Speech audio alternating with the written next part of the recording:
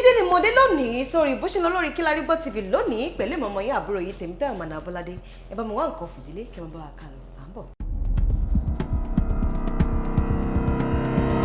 bó ṣe lọ ní ìgboro lónìí a ó máa sọ̀rọ̀ nípa Sunday Igboho tí àwọn agbófinró DSS tí wọ́n kó lọ sí ilé ẹjọ́. Dem go throw me punch but I swear dem no reach o.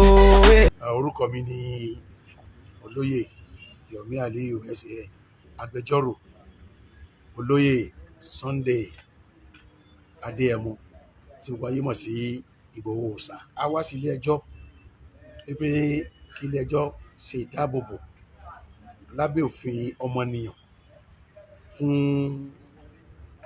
olùgbẹ́jọ́ wa Olóyè Sunday Adéyẹmọ fún tó ṣẹlẹ̀ nílé rẹ̀ ní July 1 tí wọ́n pa èèyàn bí alápatà tí wọn ò dáríjì olóńgbò pẹ̀lú tí wọ́n bà gbogbo nǹkan ní rẹ̀ jẹ́ gbogbo mọ́tò tó wà nílẹ̀ ni wọ́n yìn ń bọ̀ nílùú tó lófin nílùú tó sì ń ṣe ìjọba tiwantiwa.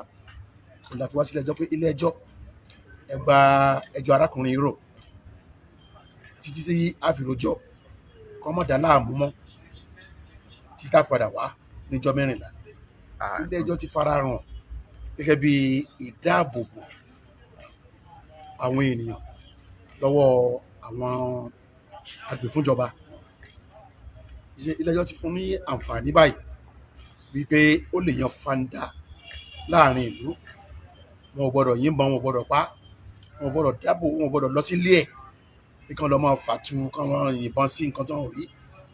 Ilé ẹjọ́ ti dáàbò fún ọjọ́ 14 tá a fi padà wá tẹ́lẹ̀ fún wọn tí àwọn ó ṣe lórí ẹ̀. Èló ni owó tẹ sọ fún ilé ẹjọ́ láti san? Owó tí ní Yorùbá ṣùgbọ́n n tá ń béèrè fún ti inú ilé tí wọ́n bàjẹ́ àti mọ́tò tí wọ́n bàjẹ́ 500 million naira là ń béèrè, ṣùgbọ́n fún ẹ̀tọ́ rẹ̀ lábẹ́ òfin àti bí wọ́n ṣe pa àyàn bí ẹjọ́ ń pa alápàtà à ń béèrè fún 500 billion naira. Méjì ni, ìkan ní tó ṣe fojú sùn bíi mọ́tò, bíi ceiling, bíi window tí wọ́n bàjẹ́, àti kejì gẹ́gẹ́ bí ẹ̀tọ́ rẹ̀ tí ó sùn tí ò dẹ̀ jẹ́ dáyé lé. Pẹ̀lú ìdájọ́ tí ilé ẹjọ́ gbé kalẹ̀ ń sìn, ṣálẹ̀ sọ pé ọ̀gbẹ́ni Sunday Igboho wọ́n free láti yan fanda. Ó lè yan fanda bí ọmọ ọba bí ọmọ Nàìjíríà tó lẹ́tọ̀ọ́. Wọ́n ní wọn gbọ́dọ̀ pa, wọn gbọ́dọ̀ tì mọ́lé, wọn gbọ́dọ̀ dókòkò mọ́, wọn sì gbọ́dọ̀ lọ sílẹ̀ lọ́gànjọ́ àbí láàárọ̀ gan, wọn gbọ́dọ̀ lọ sílé rẹ̀. Nítorí ilé ẹjọ́ sọ nìyẹn. Ìdájọ́ tí ilé ẹjọ́ wá gbé kalẹ̀ yìí fún ọjọ́ mélòó ní, ṣé fún ọdún kan ni àbí fún? Ọjọ́ 14 tá a padà wá.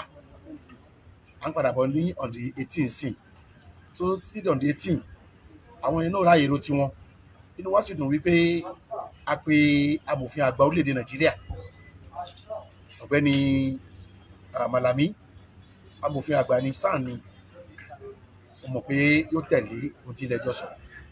Tó wá jẹ́ pé àwọn tí ẹ pè lẹ́jọ́ wá sọ pé tó àwọn ò tẹ̀lé ní tí ilé ẹjọ́ sọ kọ́ kí ni? Ká má wí ní Paul má rí wá amòfin àgbà ní alàgbà Malami, amòfin SAN bí èmi náà ni. A ní ọ̀pọ̀lọpọ̀ jìyà tó wà fún wa tá a bá tẹ̀lé òfin, kò ní ká má rí ni, kò lè má ṣe. Kí ni ọ̀rọ̀ ìgbẹ̀yìn fún àwọn? Èmi ò lọ́rọ̀ ìgbẹ̀yìn torí mi ò tí ì kú. Ìmọ̀ràn tí mo ní ni pé kí àwọn agbè fún ìjọba kí wọ́n rí pé àwọn ń ṣe nǹkan lọ́nà tó bọ́ òfin mu, nítorí pé ọ̀pọ̀lọpọ̀ wa tá ẹ rí yìí òun ni afẹ́ràn ìjọba tó wà ní ipò lọ́wọ́lọ́wọ́, ṣùgbọ́n tó ń ṣe ń bá lọ yìí àwọn tó súnmọ́ wọn gan tẹ́ bá délé Sunday tó wá rí ẹ̀jẹ̀ tó dáa lẹ̀ yóò rí pé tòótọ́ ọmọ Yorùbá wọ́n wà nínú àdánwò ńlá lọ́pọ̀lọpọ̀ ló lè yọ wọ́n kúrò níbẹ̀ tí mo rí nìyí. Orúkọ yín lẹ́ẹ̀kan sí sà? Olóyè Yomi Aliyu.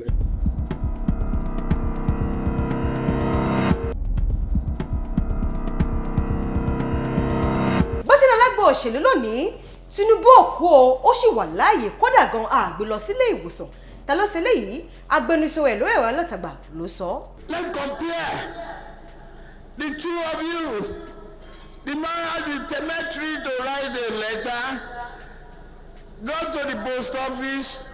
We say no, we are not using the post office like that anymore. láàrin ọjọ́ mélòó kan díẹ̀ sẹ́yìn náà ni a ti gbọ́ àwọn ìròyìn tó lọ ní ìgboro wípé olórí ẹgbẹ́ òṣèlú All Progressive Congress Aṣíwájú Bọ́lá Ahmed Tinubu dágbére fún ilé ayé tí àwọn èèyàn sì sọ wípé rárá o kì í ṣe wípé aṣíwájú ti ré kọjá lọ bẹ́ẹ̀ làwọn kan sọ wípé níṣe ni wọ́n sáré gbé jùgbàjùgbà lọ sí ilẹ̀ òkèrè láti lọ ṣe àwọn iṣẹ́ abẹ ọlọ́kanòjọ̀kan fún un. àmọ́ ṣá ọ̀gbẹ́ni Túndé Rahman tí ṣe agbẹnusọ lórí ẹ̀rọ alátagbà ìyún Special Adviser on Media wọ́n ti sọ wípé gbogbo àwọn ìròyìn tó wọn ní ìgboro pátápátá nípa ikú Bọ́lá Ahmed Tinubu wọ́n sọ wípé kò sí òótọ́ kankan nínú ẹ̀ rárá wọ́n ní pé irọ́ jaburata òun náà ní gbogbo ẹ̀. gẹ́gẹ́ bí ọ̀rọ̀ tí wọ́n fi wọ́n ṣe síta ìyún media statement tó wà ní ìta nípa ìròyìn tó ń lọ ní ìgboro wípé Bọ́lá Ahmed Tinubu ti ré kọjá lọ wọ́n fi wọ́n síta wípé rárá o His Excellency Aṣíwájú Bọ́lá Ahmed Tinubu wà ní àlàáfíà àti ní ààyè tí ó dára kò sì sí ní ilé ìwòsàn kan rárá nítorí kò sí àìsàn kankan tí ó ní ṣe pẹ̀lú ilé ìwòsàn níbi tí wọ́n yóò gbé Aṣíwájú Bọ́lá Ahmed Tinubu síbẹ̀. wọ́n ní ó kò rìnrìn àjò oníránpẹ́ lọ sí ilẹ̀ òkèèrè ni kò sì ní pẹ́ dé ó ní nítorí pé lóòrèkóòrè ìgbàkúgbà tí Bọ́lá Ahmed Tinubu bá ti kúrò ní ìlú nǹkan tó kù tí a ó máa gbọ́ ni wípé ó ti ṣàìsàn wọ́n sì ti gbé sílé ìwòsàn lẹ́yìn náà ó ti kú. ó ní ó jẹ́ nǹkan tó ń dojú tì ní láti máa ro irú àwọn ìròyìn irọ́ bẹ́ẹ̀ nígbàkúgbà tí Bọ́lá Ahmed Tinubu bá ti kúrò ní ìlú. wọ́n ní pé àwọn ti fi jẹ́ kó yá ara rí wípé kò sí òtítọ́ kankan nínú nǹkan tí wọ́n sọ gẹ́gẹ́ bí èdè òyìnbó sọ wípé they have been proved wrong. ó ní pé tẹ́lẹ̀ ní òun tó ń jáyà nítorí Aṣíwájú Tinubu tẹ́lẹ̀ ní òun tó ń pètòpèrò ibi nípa Aṣíwájú Bọ́lá Ahmed Tinubu. ó ní kí àwọn onítọ̀hún ó ní kí wọ́n kíyèsí ara dáadáa ó ní kí wọ́n ṣọ́ra ṣe. ó ní láti mọ̀ wípé ọ̀rọ̀ nípa ààyè àti ikú ó wà lọ́wọ́ Ọlọ́run ọba nìkan. gbogbo ládòrò ọ̀rọ̀ wa látòrọ̀ ó jẹ́ kó máa yẹ wípé Aṣíwájú Bọ́lá Ahmed Tinubu ṣì wà láyé kòkòkò báyìí ní ara ọ̀tá lè. Of this general who is not a Democrat, he doesn't know the meaning of democracy. bó ṣe lọ lágbo òṣèlú lẹ́ka àwọn agbófinró ẹ̀dá Abba Kyari dúró lẹ́nu iṣẹ́ ta ló ṣe léyìí ọ̀gá àwọn ọlọ́pàá ìyún police commissioner ló sọ bẹ́ẹ̀. kí ni nǹkan tó fà á nítorí ìta ni ẹ máa rí gbọ́ à ń bọ̀. I can't keep myself. Inspector General fún àwọn ọlọ́pàá ọ̀gbẹ́ni Usman Akali Baba ti pè fún wípé kí wọ́n dá ọ̀gá ọlọ́pàá Abba Kyari dúró lẹ́nu iṣẹ́ gẹ́gẹ́ bí Deputy Commissioner fún àwọn ọlọ́pàá látàrí ìpè fún ìdádúró rẹ̀ láti wá àwọn American Secret Police látàrí ẹ̀sùn ìkówójẹ tí wọ́n fi kàn án wọ́n sì ní kan dádúró lóní kíákíá owó ọ̀hún sì tó $1 million.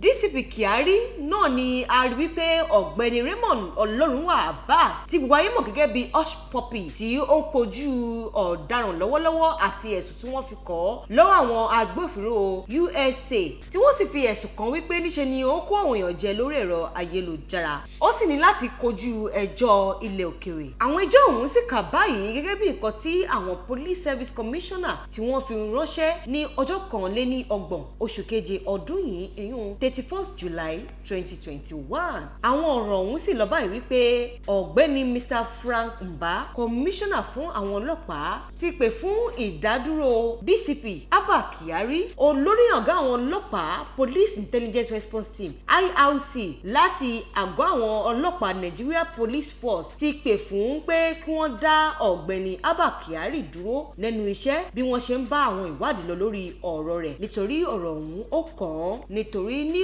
òwúrọ̀ ọjọ́ ìsinmi náà ni wọ́n ti pè fún ìdádúró rẹ̀ látọwọ́ agbẹnusọ Frank Mba ní òwúrọ̀ ọjọ́ ìsinmi tá a mọ̀ sí Sunday morning. wọ́n sì ní pé ìdí tí wọ́n fi dá wọn dúró ni pé kí wọ́n fi ṣe àwọn òfintótó àti àwọn ìwádìí tó pèrègédé lórí ẹ̀sùn tí wọ́n fi kan Abba Kyari. wọ́n sì ní èyí ní àsopọ̀ pẹ̀lú ẹni tó jẹ́ wípé a mọ̀ gẹ́gẹ́ bí ẹni tó máa ń kówó jẹ lórí ẹ̀rọ ayélujára ọ̀gbẹ́ni Raymond tí ayé mọ̀ gẹ́gẹ́ bí Hush Puppy. Allow me to flex. àwọn àjọ NAFDAC ti bòkúta síta látàrí bí àwọn ìlú bíi Amẹ́ríkà àti European Union bí wọ́n ṣe ń kọ oúnjẹ orílẹ̀-èdè Nàìjíríà sílẹ̀ ní ìlú wọn. Director General fún àjọ NAFDAC èyún National Agency for Food and Drug Administration Control ti jáde síta láti pariwo síta o. Ìyáàfin Mojí Adéyẹyẹ sọ wípé lóòrèkóòrè ni àwọn ti gba ìdojúkọ látàrí bí àwọn ilẹ̀ òkèrè àwọn ìlú bíi United States of America USA àti European Union EU bí wọ́n ṣe ń kọ oúnjẹ Nàìjíríà ní ìlú wọn nígbà tí wọ́n máa fi wọ́n ṣe síbẹ̀. Wọ́n sì ń sọ wípé àwọn oúnjẹ wọ̀nyí wọn kò ṣe wọ́n dáadáa. Ìdí rèé tí wọ́n fi ń kọ oúnjẹ wa sílẹ̀ ní ìlú wọn. Adé ti fajúro èyí ló mú kó tètè pè fún àwọn ìpàdé onípàjáwìrì oní kíákíá. Ó sì pè fún àwọn èèyàn wípé kí àwọn dákundábọ̀ kí àwọn ṣe àtúnṣe sí àwọn oúnjẹ tí àwọn fi wọ́n ṣe sí àwọn ìlú òkèrè kí ó má jẹ́ wípé àwọn máa kojú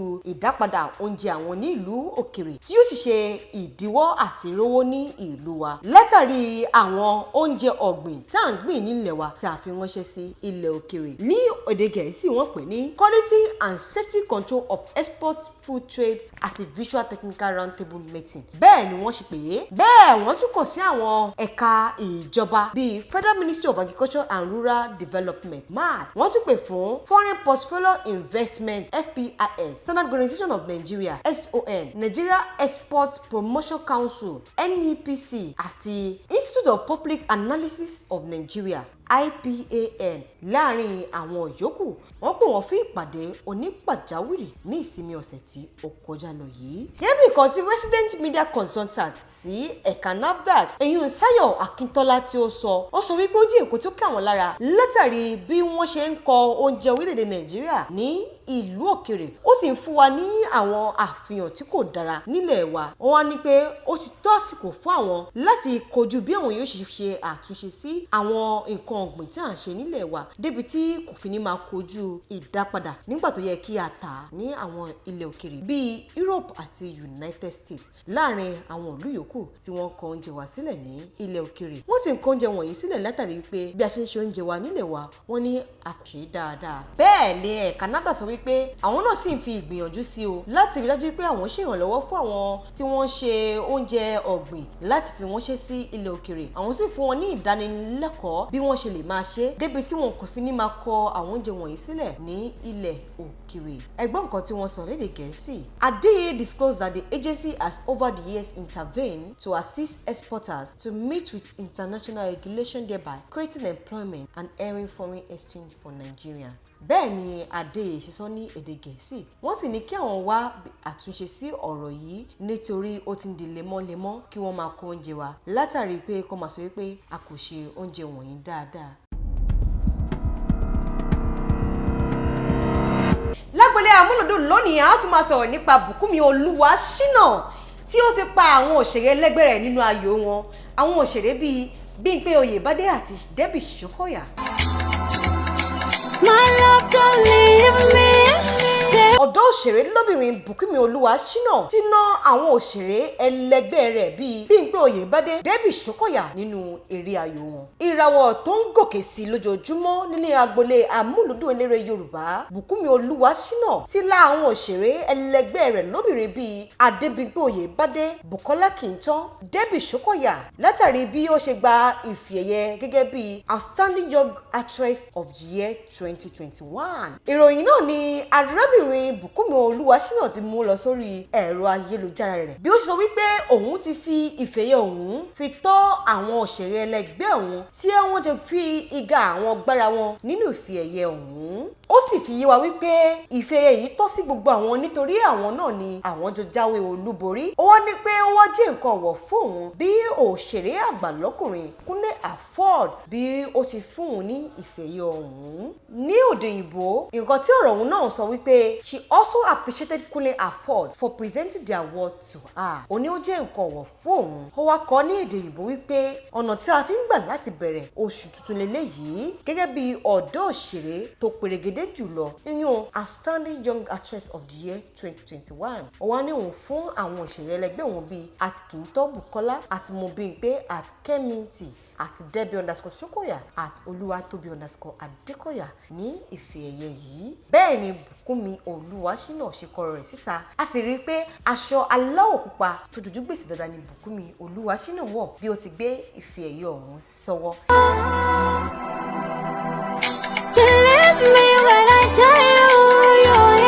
Kò ní jù báyìí lọ lórí ìròyìn lónìí pẹ̀lú ìmọ̀ọ́mọ́ yín àbúrò yìí Tèmítáyọ̀ Bọ́ládé ká tún fi re pàdé lọ́jọ́ mìíràn jẹ́rìí ire o gbangba.